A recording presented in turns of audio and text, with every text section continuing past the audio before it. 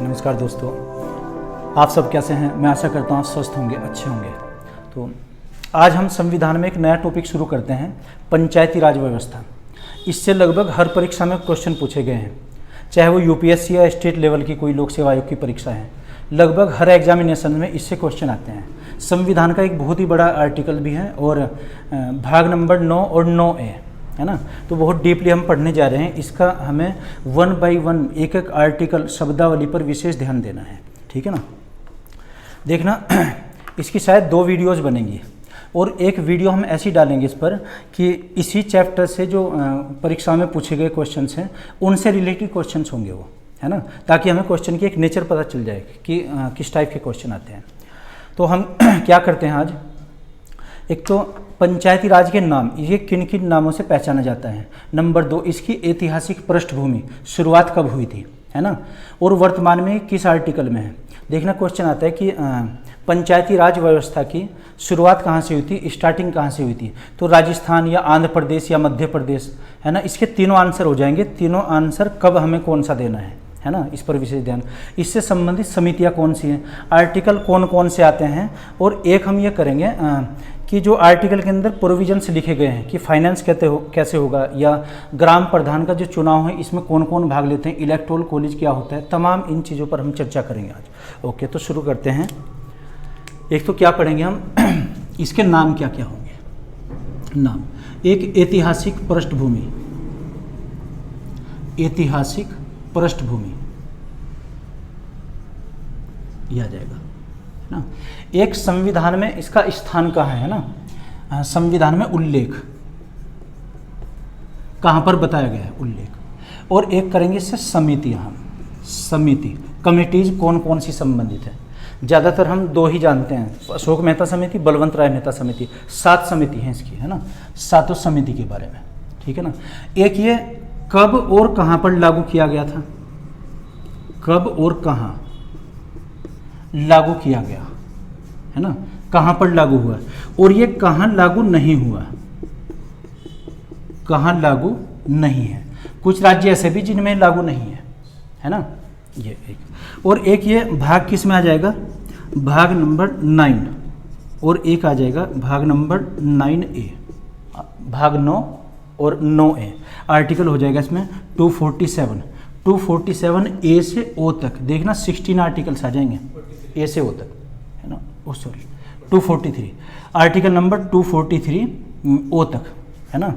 कभी ये इसको 2430 पढ़ लें, O तक है ना, ABCD O तक 16 आर्टिकल्स आ जाएंगे।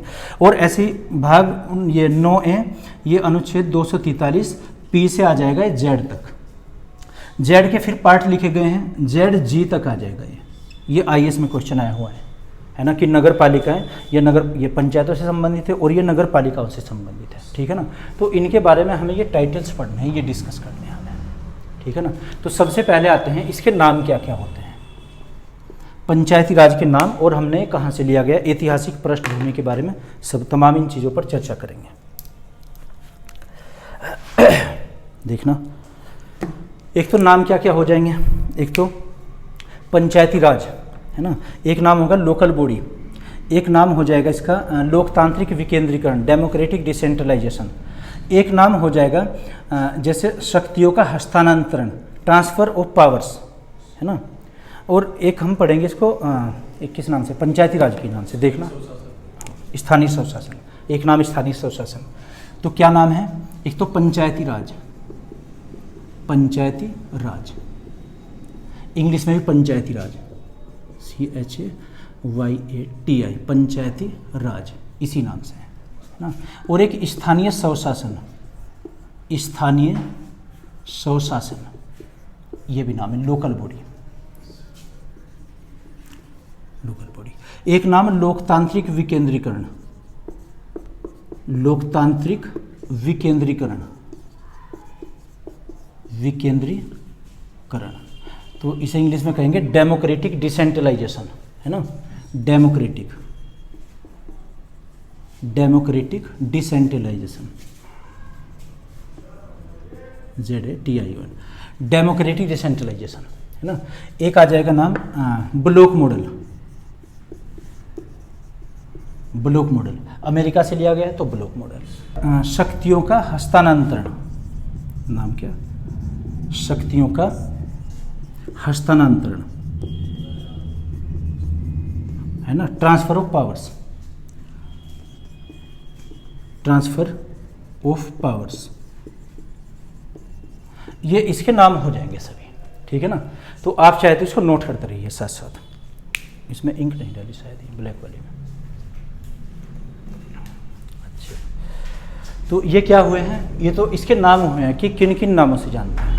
अब जानते हैं ऐतिहासिक पृष्ठभूमि, है ना, इसकी ऐतिहासिक पृष्ठभूमि क्या होगी, तो ये आप नोट करते रहिए साथ साथ, आगे बढ़ते हैं।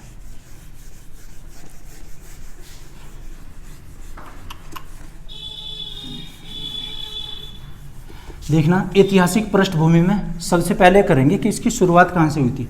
अगर हम प्राचीन काल में देखें तो प्राचीन काल में वैदिक कल्चर में, है ना, वहाँ पर ये पंचायती राज का नाम आया है। उसमें सभा और समिति, सभा और समिति, उसमें विदत की 2 पुत्रियों के नाम आए हैं, जो आज की डेट में संस्था बन गई, यानी कि असेंबली का मीटिंग को हम सभा बोलते हैं। ये वैदिक काल में इनका नाम है। तो प्राचीन काल में, वैदिक काल में, उसके बाद में फिर ये गुप्तों में भी आई थी, है ना, गुप्त काल जो था। और मध्यकाल में अगर देखें तो मध्यकाल में मुगलों ने अपनाया है, लेकिन आधुनिक काल में जो हमारी अब वर्तमान में लागू है, ये आधुनिक काल के सिस्टम पर बेस्ड है ना। एक यहाँ पर ब्रिटिश अधिकारी आए थे, लॉर्ड मेयो। लॉर्ड मेयो के शासनकाल में इसका एक प्रावधान किया गया था, यानी कि सन 1870 की अगर बात करें, जिन्होंने अजमेर में एक मेयो कॉलेज भी बनाया था, ये क्वेश्चन आता है इतिहास का, तो लॉर्ड मेयो को माना जाता है। लेकिन जो वास्तविक जनक माना जाएगा कि वास्तविक रूप से किसने ब्रिटिश काल में स्टार्ट की थी, ये लॉर्ड रिपन ने की थी। लॉर्ड रिपन ने 1882 में, है ना, इसके लिए एक वित्तीय सहायता का प्रावधान किया था, और इसे कहा गया है कि पंचायती राज का मैग्ना कार्टा या पंचायती राज का स्वर्णकाल। किसको कहा जाएगा, लॉर्ड रिपन के शासनकाल को। इसके बाद में 1919 का एक अधिनियम बना था, यह सुधार मॉन्टेग्यू चेम्सफोर्ड सुधार, उसमें भी प्रावधान है। फिर 1935 का जो अधिनियम था, भारत शासन अधिनियम या भारत सरकार अधिनियम 1935, उसमें क्या कहा गया था कि पंचायती राज को राज्य सूची का विषय बनाया जाए। और बाद में एक सामुदायिक विकास कार्यक्रम चलाया था नेहरू सरकार ने 1952 में, वो किसी कारण से फेल हुआ था। फिर यहाँ पर समितियाँ बनी थी, उसके बाद में स्थायी कर दिया गया था। 73वां संविधान संशोधन हुआ जो 1992 में हुआ था और 93 से प्रभावी माना गया है। उसमें तो बहुत ही व्यापक चेंजिंग किए गए, हमें संवैधानिक दर्जा मिल गया था फिर इसका। ओके, डिस्कस करते हैं इस पर, आगे देखना, विस्तार से चर्चा करते हैं। ओके, देखना ऐतिहासिक पृष्ठभूमि। तो ऐतिहासिक पृष्ठभूमि क्या रहेगी, सबसे पहले तो वैदिक सभ्यता में, वैदिक सभ्यता, है ना। उसके बाद में फिर उत्तर वैदिक काल में बताया गया है ना, पोस्ट वैदिक पीरियड में, खैर उसको भी छोड़िए। फिर मुगलों ने अपनाया इसको, मुगल काल में भी था। लेकिन जो हम आधुनिक पढ़ते हैं वर्तमान में, ये जो आधुनिक है, आधुनिक 1870 में लॉर्ड मेयो, जिन्होंने मेयो कॉलेज भी बनवाया था अजमेर में, यहाँ पर पंचायती राज व्यवस्था का प्रावधान किया गया था। पंचायती राज, है ना। उसके बाद में 1882, है ना, लॉर्ड रिपन, ये बहुत इंपॉर्टेंट है, लॉर्ड रिपन। इनको तो आधुनिक पंचायती राज का जनक माना जाता है ना। ये क्या थे, जनक थे पंचायती राज के, है ना, फादर ऑफ पंचायती राज। और एक स्वर्णकाल भी कहा गया है, स्वर्णकाल, पंचायती राज का स्वर्णकाल, लॉर्ड रिपन के शासनकाल को। इसी को मैग्ना कार्टा। देखना, मैग्ना कार्टा का मीनिंग क्या होता है कि बहुत सारे अधिकार मिल जाना, या हमारे फिर फंडामेंटल राइट से जुड़ा हुआ है ना। तो पंचायती राज का मैग्ना कार्टा भी कहा गया है। उसके बाद में 1919 में एक मॉन्टेग्यू चेम्सफोर्ड सुधार हुआ था, मॉन्टेग्यू चेम्सफोर्ड सुधार। इसमें हुआ था कि पंचायती राज को वित्तीय सहायता दी जाएगी, वित्तीय सहायता, फाइनेंस, वित्तीय सहायता, यानी कि ये सब इसी से रिलेटेड है, पंचायती राज से। उसके बाद में 1935 का जो अधिनियम था, भारत शासन अधिनियम, इसमें पंचायती राज को राज्य विषय का कानून बनाया गया था, एक एक्ट, अधिनियम। 1935 के अधिनियम को राज्य सूची का विषय बनाया गया। फिर बाद में 1952 में यहाँ पर सामुदायिक विकास कार्यक्रम चला गया था, नेहरू जी ने 2 अक्टूबर ये चला था 2 अक्टूबर 1952 को सामुदायिक विकास कार्यक्रम, सामुदायिक विकास कार्यक्रम है ना, ये आ जाएगा कम्युनिटी डेवलपमेंट प्रोग्राम है ना। लेकिन ये फेल हो गया था किसी कारण से, इसको एक फाइनेंशियल सहायता नहीं मिली थी। फिर यहाँ पर 1956 में एक बलवंत राय मेहता समिति बनाई गई। तो ये ऐतिहासिक पृष्ठभूमि है, इसमें आपको ये याद रखना है कि लॉर्ड रिपन के शासनकाल को शासनकाल और मैग्ना कार्टा कहा गया है ना। तो आप इसे नोट करते रहिए साथ साथ ही, ये नोट कीजिए, फिर आगे बढ़ते हैं। अब इसका उल्लेख कहाँ पर है, संविधान में कहाँ पर बताया गया है, इसके बारे में चर्चा करते हैं। देखना, इसके लिए पार्ट्स आ जाएंगे, दो भाग होंगे, 9 और 9A। Article number 40, article number 243, अनुच्छेद नंबर 40, अनुच्छेद नंबर 243, भाग नंबर 9, भाग नंबर 9A, और एक इसमें अनुसूची 11, अनुसूची नंबर 12 जो नगर पालिकाओं से संबंधित है, यहाँ पर मेंशन है। तो हम उल्लेख के बारे में बात कर रहे हैं। इसका उल्लेख कहाँ कहाँ पर है, उल्लेख संविधान में कहाँ बताया गया है ना। एक तो आर्टिकल नंबर 40 में DPSP आ जाएंगे, directive principle of state policy, राज्यों के नीति निर्देशक तत्व यहाँ पर भी है। एक आर्टिकल नंबर 243 में, देखना 243 में तो हम A से पढ़ेंगे, A से O तक, इसमें 16 आ जाएंगे है ना, 16 अनुच्छेद हैं, लगभग 16 आर्टिकल्स। और इसमें जो इसके पार्ट्स हैं, फिर पार्ट्स ये हो जाएंगे 29, यानी कि राज्य सरकार 29 विषयों पर पंचायती राज व्यवस्था को कानून बनाने का अधिकार देती है, वो 29 पर कानून बना सकते हैं। ओके।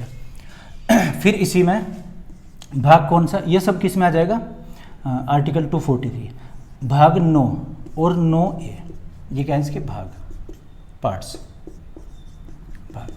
और एक इसमें अनुसूची होगी, अनुसूची यानी कि शेड्यूल, अनुसूची नंबर 11वीं अनुसूची में, अनुसूची नंबर 12, यहाँ पर उल्लेख है इसके बारे में, ठीक है ना। और ये व्यवस्था हमने कहाँ से अपनाई है, अमेरिकन सिस्टम पर आधारित है, ब्लॉक मॉडल। अमेरिका में गांव को ब्लॉक बोलते हैं, ठीक है ना। तो यहाँ पर ये भाग हैं इसके कुछ जहाँ पर उल्लेख दिया गया है, तो आप इसे नोट करते रहिए साथ साथ, ठीक है जी। आगे बढ़ते हैं फिर। और एक इससे 73वां और 74वां संविधान संशोधन की रिलेटेड है, ओके है ना। अब पढ़ते हैं इससे रिलेटेड समितियां, कमेटीज कौन कौन सी हैं। समिति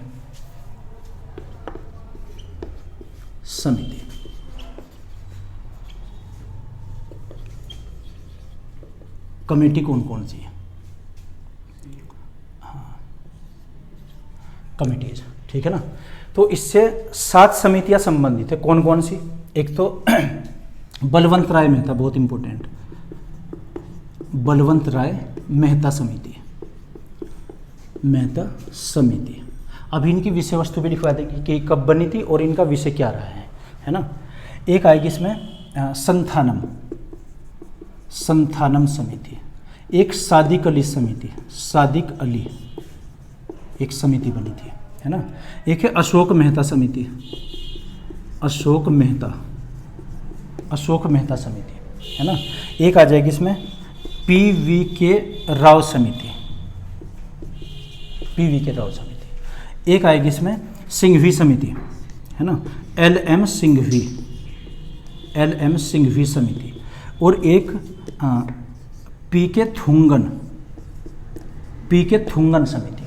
ये 7 समिति हैं, इसी से रिलेटेड है, 5, 6, 7 ये आ जाएंगे इसमें। 7 समितियां हैं। पहली समिति का गठन हुआ था 1956 में और 57 में अपनी रिपोर्ट सौंपी थी इसने है ना। जो संथानम समिति, इसकी जो गठन हुआ था 1963 में, सादिक अली का 1964 में गठन हुआ है, अशोक मेहता समिति का 1977 में गठन हुआ था, PVK राव समिति 1985 में, फिर ये 1986 में, और लास्ट में PK थुंगन समिति 1988 में समिति बनी थी। आपको 2 क्वेश्चन याद रखने हैं, एक तो अशोक मेहता समिति का और एक बलवंत राय मेहता समिति। क्वेश्चन ये भी आता है कि बलवंत राय मेहता समिति ने अपनी रिपोर्ट कब सौंपी थी, तो 57 में है ना। और सामुदायिक विकास कार्यक्रम कब स्टार्ट किया गया था, 52 में। 53 में वो फेल हो गया था। ओके, है ना, ये ना LM सिंघवी समिति, LM ये किससे रिलेटेड है? नहीं सन तो ओह ये 1986, ये फिर 88। ओके कोई नहीं। बलवंत राय मेहता समिति त्रिस्तरीय सिस्टम से संबंधित है। अभी आपको बताएंगे कि स्तर कौन से होते हैं ना। त्रिस्तरीय पंचायती राज, पंचायत से 3 स्तर होने चाहिए, है ना, ग्राम पंचायत, ब्लॉक स्तर पर पंचायत समिति, जिला स्तर पर जिला परिषद, है ना, उनके बारे में तो हम डिस्कस करेंगे।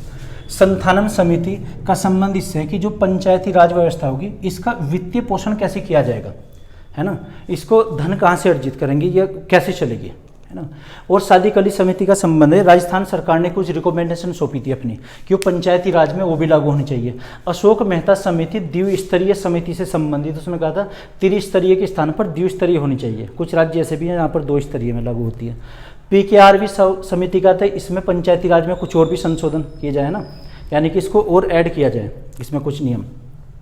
ऐसे ही LM सिंघवी समिति और थुंगन समिति, इनका संबंध है कि पंचायती राज को एक संवैधानिक दर्जा प्राप्त होना चाहिए। इनकी सिफारिशों के आधार पर ही 73वां संविधान संशोधन हुआ था बाद में, और फिर इसमें 16 अनुच्छेद जोड़े गए थे, यानी कि भाग 9 को पुनर्स्थापित किया गया था, रिस्टोर किया गया था। ओके, देखना संथानम समिति का किससे संबंध है? वित्तीय पोषण, वित्तीय, पंचायती राज को वित्तीय सहायता देना, वित्तीय सहायता, यानी कि जैसे ग्राम ये होंगे ग्राम प्रधान, वो कैसे चलाएंगे, विकास का कार्य कैसे करेंगे, वो पैसा कहाँ से आएगा उनके पास। ओके, सादिक अली समिति ने कुछ राजस्थान सरकार की सिफारिशों को लागू करने की बात कही थी। राजस्थान सरकार की सिफारिश है, इनको लागू किया था। अशोक मेहता समिति ने द्विस्तरीय की बात की थी, द्विस्तरीय, यानी कि एक ग्रामीण स्तर पर होनी चाहिए, एक जिला स्तर पर होनी चाहिए, ग्राम पंचायत और जिला परिषद। PKRV राव ने भी लगभग ऐसा ही संशोधन किया था कि इसे और भी पुनरुद्धरित किया जाए, है ना, डेवलप किया जाए। LV सिंघवी समिति और थुंगन समिति, इनका मानना था कि पंचायती राज को एक संवैधानिक दर्जा प्राप्त होना चाहिए, इसको महत्ता दी जानी चाहिए। संवैधानिक स्टेटस या दर्जा प्राप्त करने की इन्होंने बात कही थी। फिर 73वां संविधान संशोधन, तो ये इससे रिलेटेड कुछ क्या है समितियां, है ना, तो इनसे क्वेश्चन बहुत आ जाता है। ये टैली करने के लिए भी IAS में क्वेश्चन आए हुए हैं कि किस समिति का कार्य क्या था, किसने त्रिस्तरीय, किसने द्विस्तरीय, और कौन सी समिति थी जो संवैधानिक दर्जा दिलाना चाहती थी इनको, ठीक है ना। तो आप ये नोट कर लीजिए, फिर आगे बढ़ते हैं, मजा आया होगा आपके, है ना। आगे बढ़ते हैं देखना, इससे हमने कुछ समितियां की हैं, है ना, इससे क्वेश्चन बहुत आते हैं टैली करने के लिए। अब हम पढ़ेंगे कि ये पंचायती राज कहाँ पर लागू किया गया, सबसे पहले कहाँ पर प्रायोगिक रूप से किया गया और कहाँ पर नहीं लागू किया गया, ये भी इम्पोर्टेंट क्वेश्चन है एक। देखना क्वेश्चन आता है कि पंचायती राज पर किसकी सिफारिशें, किस समिति की सिफारिशें लागू हैं, ये हो जाएंगी बलवंत राय मेहता की। और कहाँ पर सबसे पहले लागू किया गया, राजस्थान के गुंटूर, इसमें राजस्थान के नागौर जिले में किया गया था 2 अक्टूबर को। और एक था कि प्रायोगिक रूप से कहाँ पर लागू किया गया, इसे भी अगस्त 1958 में आंध्र प्रदेश के गुंटूर रंगारेड्डी जिले में लागू किया गया था, है ना।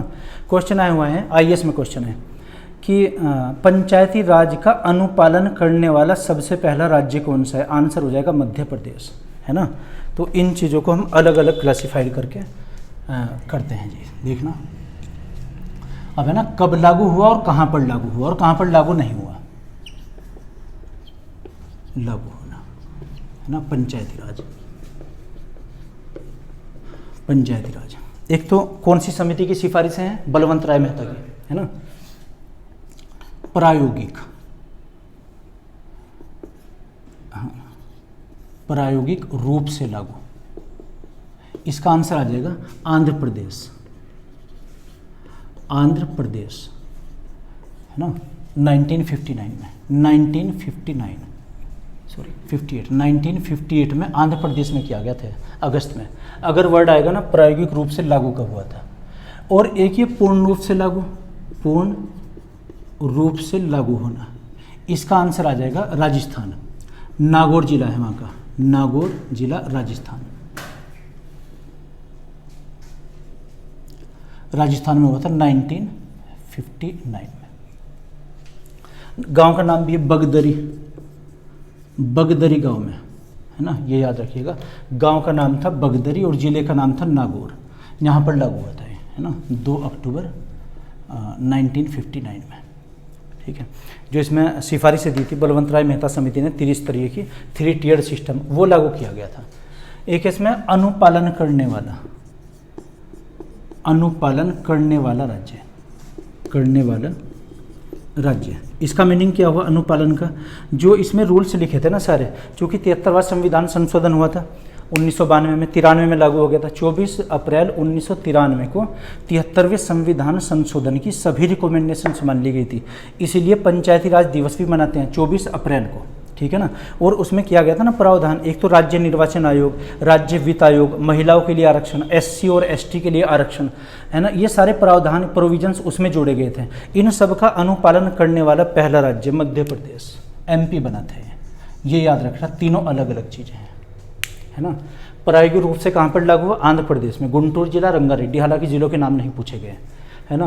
पूर्ण रूप से लागू कब हुआ था? नागौर में 2 अक्टूबर 1959 नेहरू जी ने बगदरी गांव में, जो नागौर जिले में पड़ेगा, वहाँ पर शुरुआत की थी, है ना। लेकिन मध्य प्रदेश ने जब 73वां संविधान संशोधन 1992 में हुआ था, 93 में जब लागू हुआ वो, तो तब इसको पूर्ण रूप से अनुपालन करने वाला राज्य मध्य प्रदेश बना था। ये क्वेश्चन IAS में आया हुआ है ना। ज़्यादातर हम इसका आंसर ये समझते हैं नागौर। पहले क्वेश्चन का वो देख लीजिएगा वर्डिंग क्या है इसकी, है ना। ओके, इसके अलावा जो और राज्यों ने भी किया, जैसे 1959 में आंध्र प्रदेश में फिर से लागू हुआ। पहले तो आंध्र प्रदेश में प्रायोगिक रूप से, अब आंध्र प्रदेश में पूर्ण रूप से। 1960 में ये असम में और त्रिपुरा में, जैसे असम, कर्नाटक और तमिलनाडु में लागू किया गया। 1962 में महाराष्ट्र, ये महाराष्ट्र में लागू किया गया, है ना। 1963 में ये राज्य उसमें हुआ लागू, गुजरात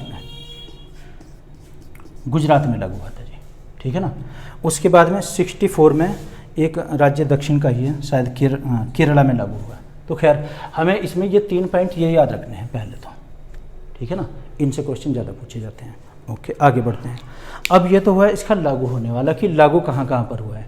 तो 3 राज्य आंध्र प्रदेश, राजस्थान और मध्य प्रदेश, है ना। ये तो आपको ऐसे लिखा है, ज़्यादा इनसे क्वेश्चन नहीं। अब हम पढ़ेंगे कि लागू कहाँ पर नहीं है ना।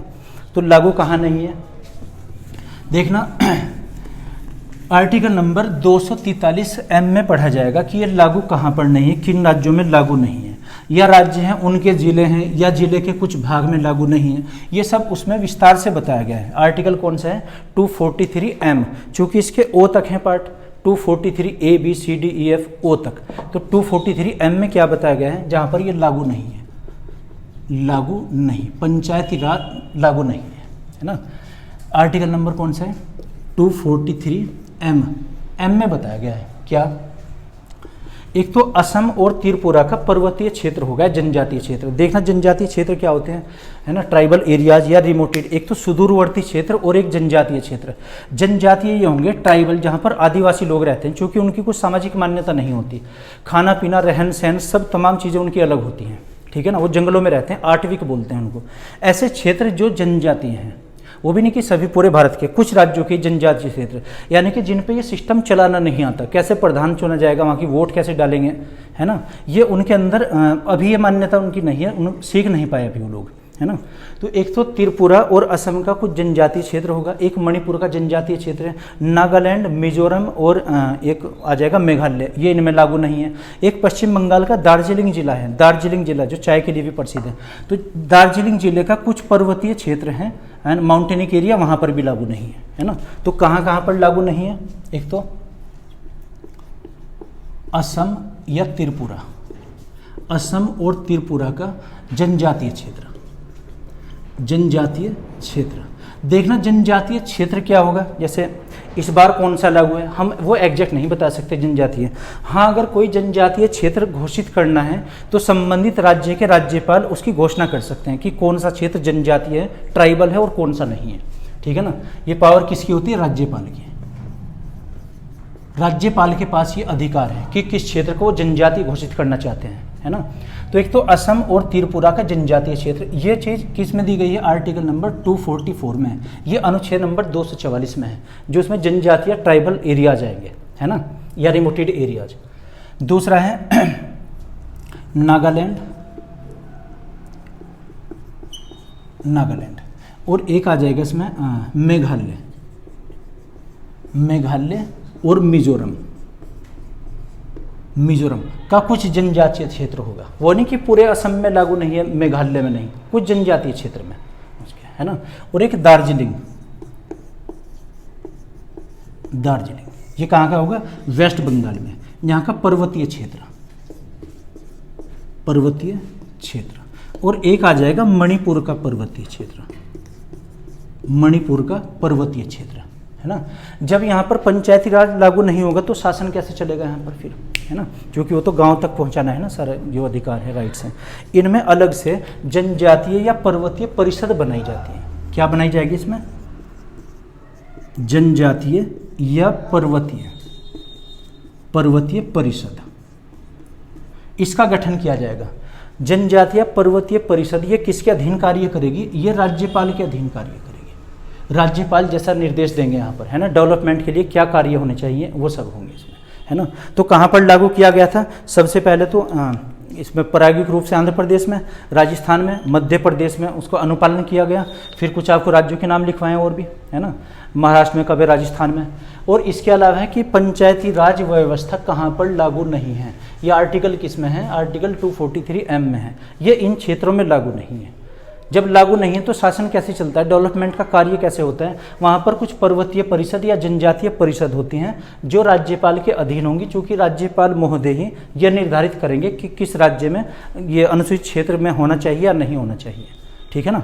तो आप ये चाहे तो नोट कर लीजिए, फिर आगे बढ़ते हैं, इसको नोट कीजिए। और जो इसका प्रोविजंस है ना कि ग्राम प्रधान का चुनाव कैसे होगा, जिला परिषद, ये हम अगली वीडियो में करेंगे उसके लिए, वरना ये ज़्यादा बड़ी हो जाएगी। ओके, देखना, जो 73वां संविधान संशोधन हुआ था 1992 में, और ये लागू कब हुआ, 93 में, इसके बारे में देख लीजिए आप। कुछ तो समितियों की जो रिकमेंडेशंस थी, सिफारिश है, वो लागू की गई थी। खैर 73वां संविधान संशोधन 1992 को लागू हुआ था, है ना। लागू की डेट क्या थी, और 24 अप्रैल 1993, है ना।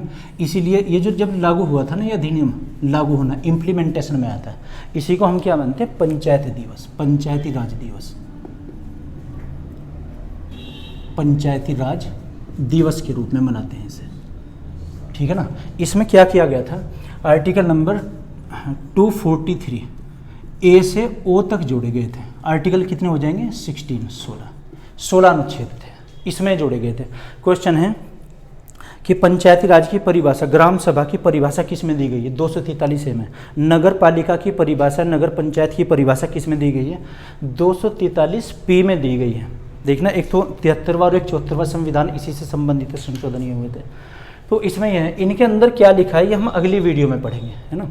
एक हुआ फिर 74वां संविधान संशोधन, ये हुआ 1993 में, है ना, 1 जून 1993 में। इसमें क्या हुआ था, यहाँ पर आर्टिकल जोड़ा गया था 243, जैसा है ना, ए से ओ तक, वो पी से जेड तक, पी से जेड तक ये जोड़े गए। लेकिन इसमें जेड के फिर भाग बनाए गए, जैसा ए है ना, जेड बी सी डी, ये जी तक बनाए गए, जेड जी। ये क्वेश्चन आया हुआ है। तो ये आर्टिकल्स इसमें कितने आ जाएंगे टोटल, इसमें आ जाएंगे 18, और इसमें कितने होंगे, 16 आर्टिकल। अगर कहें ना 73वें संविधान संशोधन के अंतर्गत कितने आर्टिकल्स में सुधार किया गया, 16 आर्टिकल्स में थे, है ना। है तो ये एक ही आर्टिकल, इसके क्लोज बनाए गए।